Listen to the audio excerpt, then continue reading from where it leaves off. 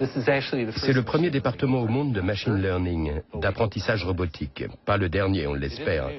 C'est une nouvelle discipline, mais qui peut se révéler utile pour plein de choses. Elle est déjà utilisée dans beaucoup d'entreprises. Par exemple, quand vous glissez votre carte de crédit dans un lecteur et quand l'ordinateur décide si oui ou non il accorde le paiement, l'entreprise est en train d'utiliser du machine learning. Parce qu'il y a eu des millions de lectures antérieures qui ont permis d'apprendre à distinguer les opérations frauduleuses de celles qui ne le sont pas.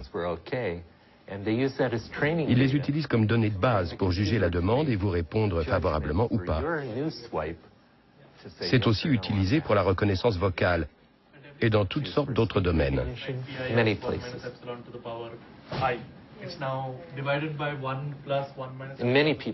De nombreuses personnes s'intéressent beaucoup à ce qu'on appelle interface cerveau-machine. Et on obtient toutes sortes de financements pour ces projets, parce que des entreprises comme Google et d'autres moteurs de recherche sont très motivés. Ils veulent éviter de se retrouver relégués au second plan. Ils veulent plutôt créer l'avenir. Il y a donc énormément de ressources disponibles pour faire avancer ce genre de recherche.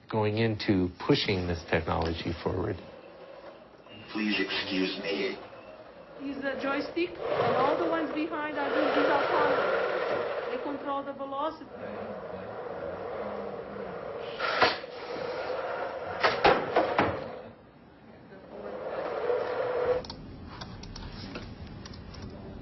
Je travaille avec Tom depuis 8 mois. Je fais un doctorat en apprentissage robotique sur l'utilisation du machine learning dans l'analyse de la compréhension du langage. En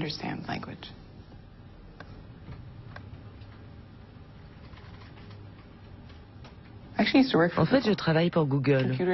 Les ordinateurs sont très bons pour traiter les données. Google a beaucoup de données et ils ont besoin de gens qui sont spécialement formés pour extraire des modèles à partir d'une énorme quantité d'informations. Mon domaine de recherche est le cerveau, mais nos algorithmes sont applicables à toutes sortes de données. Google veut savoir quels sont les courriers électroniques qui vous intéressent le plus pour qu'ils puissent vous aider à les voir en premier. Ça, c'est du machine learning. Après, il y a le côté délirant. Ça serait vraiment génial de pouvoir commander mon téléphone portable avec la pensée. C'est un peu bête de devoir encore taper sur un clavier alors qu'il suffirait de penser. Pour le moment, j'en rigole, mais qui sait? Je ne connais pas très bien Intel, mais dans les idées auxquelles ils songent pour le long terme, il y a l'interface cerveau-ordinateur. Je me demande si mes enfants auront envie de se faire implanter. Je leur répondrai non, tu auras un implant téléphone portable quand tu seras grand. In 2010, social media continued the move to mobile. 347% growth in Twitter mobile usage, 200 million mobile Facebook users, 100 million YouTube videos played on mobile devices every day. But let's talk about the monies. Jobs created by mobile industry, 2.4 million. Money invested by wireless providers in 1 year, 20.4 billion. More data, more apps, more competition, more mobile.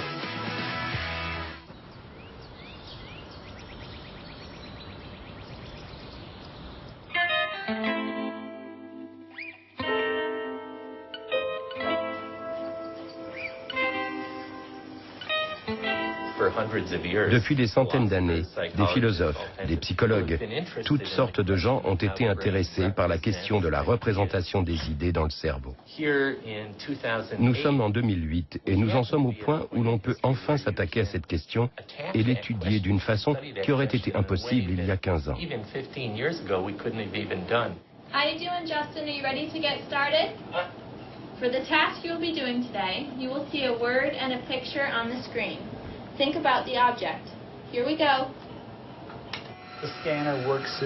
Le scanner sonde son cerveau une fois par seconde. Maintenant qu'on a collecté les images du cerveau de Justin au moment où il pensait ces mots, on va demander à l'algorithme de l'ordinateur de traiter les données d'imagerie cérébrale enregistrées pour deviner à quel mot il pensait. Il sait que ça doit être un des 8 mots, mais il ne sait pas lequel. My first guess is chisel.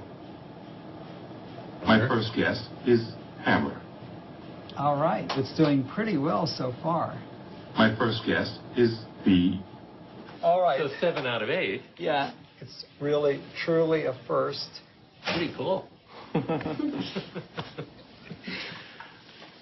Nous sommes en train de découvrir le système de codage du cerveau. Et ce concept digne de la science-fiction va continuer à progresser. Nous allons avoir de plus en plus de connaissances permettant de comprendre comment fonctionne notre esprit.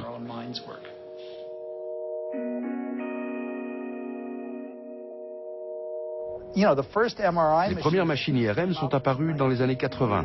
Maintenant, il y en a des dizaines de milliers partout dans le monde. Et quelques-unes d'entre elles, quelques centaines, peut-être 1000, sont utilisées aujourd'hui pour étudier le processus de la pensée.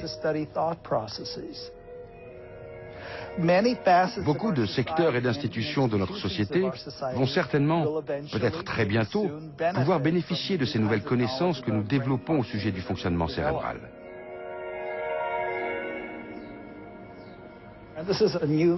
Là, c'est une nouvelle étude en cours. Maintenant, on s'attaque aux émotions. Ce qu'on essaie de faire, c'est de comprendre les dimensions des représentations émotionnelles. Y a-t-il des entreprises intéressées? Oui. Imaginez, on pourra enseigner avec cet appareil pour voir si l'instruction est acquise ou pas. On pourra aussi l'utiliser pour de la recherche marketing ou pour des sites de rencontres. C'est l'avenir. On pourra utiliser cette connaissance des gens et de leurs capacités pour rendre la vie meilleure dans le monde, ou pire.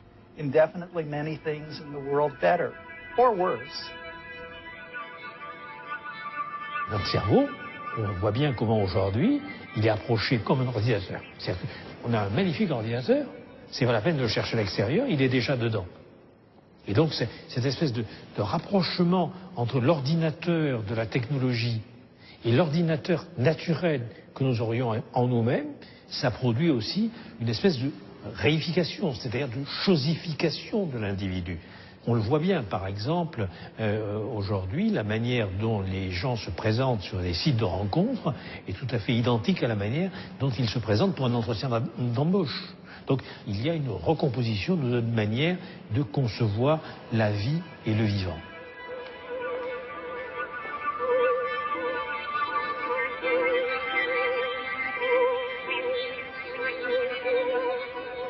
On construit la fiction d'un individu-cerveau, c'est-à-dire d'un individu qui est son cerveau, et qui, dans la mesure où il est son cerveau, doit faire attention au fonctionnement de ce cerveau.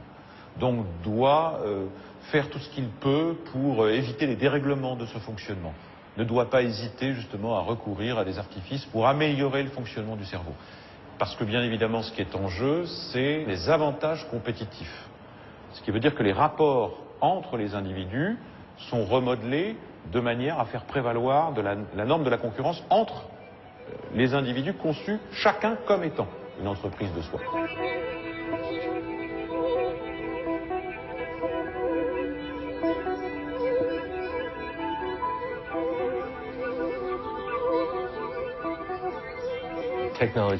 La technologie change tout, bien sûr. Qui nous sommes, ce que nous sommes, comment nous travaillons, comment nous nous percevons. Si nous sommes créatifs, si nous sommes intelligents, nous décollerons de niveau en niveau jusqu'à atteindre le ciel.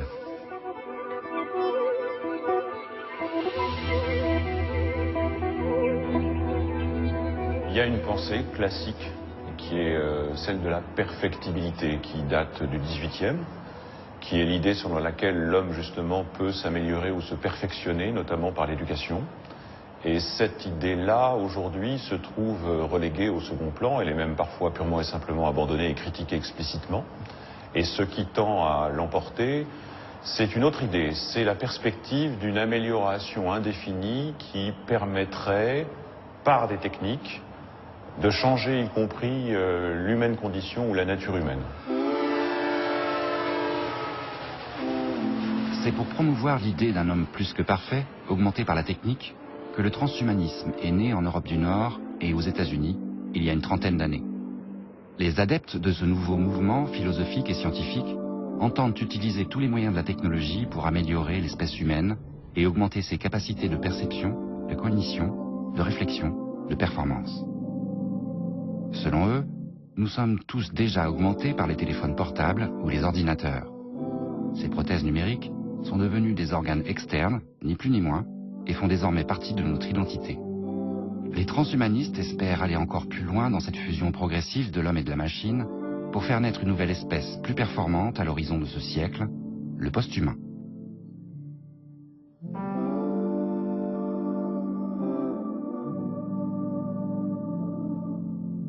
On est capable d'améliorer la vue d'aveugle au point où il voit mieux que vous et moi, par exemple. C'est quand même des choses assez extraordinaires, techniquement. On pourrait dire que c'est un progrès. Mais le but, c'est ensuite de coller ces technologies chez tous les individus pour les rendre plus performants alors qu'ils sont normaux. Donc ça veut dire d'en faire du surhumain. On peut considérer que l'objectif, c'est d'améliorer la compétitivité des économies et de l'économie mondiale en améliorant la performance des individus. Augmentation et performance sont peut-être à cet égard les deux termes clés qui permettent de comprendre comment le lien s'établit directement entre cette idéologie du mouvement transhumaniste et d'autre part la logique néolibérale. Finalement, ce qui est en jeu, c'est l'adaptabilité des individus à toutes les circonstances. Donc s'il faut s'améliorer indéfiniment, c'est précisément pour s'adapter toujours plus. Ceux qui le feront auront bien évidemment un avantage concurrentiel ou compétitif par rapport à ceux qui ne le font pas, et par conséquent, ils seront favorisés. Et ce sont eux qui seront finalement les gagnants. Performance, adaptabilité, productivité. La compétition s'accélère entre salariés pour tenter de suivre le rythme imposé par l'économie néolibérale. La technologie s'impose de plus en plus comme le moyen de faire la différence entre nous dans une course sans fin vers l'augmentation de nos capacités. We're human. That's what we do. We try and use our technology to improve our lives in one way or another. And to imagine that we're not going to use these technologies when they become available is as much a denial of who we are as to imagine that we'll use these technologies and not fret and worry about it a great deal. The lines are going to blur, and they already are, between therapy and enhancement, between treatment and prevention, and between need and desire. That's really the central one, I believe. And people can try and ban these things. They undoubtedly will. They have. But ultimately, all this is going to do is just shift development elsewhere. It's going to drive these things from view. It's going to reserve the technology for the wealthy because they're in the best position to circumvent any of these sorts of laws. And some people are going to see this as an abomination, as the worst thing. It's just awful. And other people are going to say, this is great. This is the flowering of human endeavor. Here we are. It's the beginning of a new millennium. Thank you.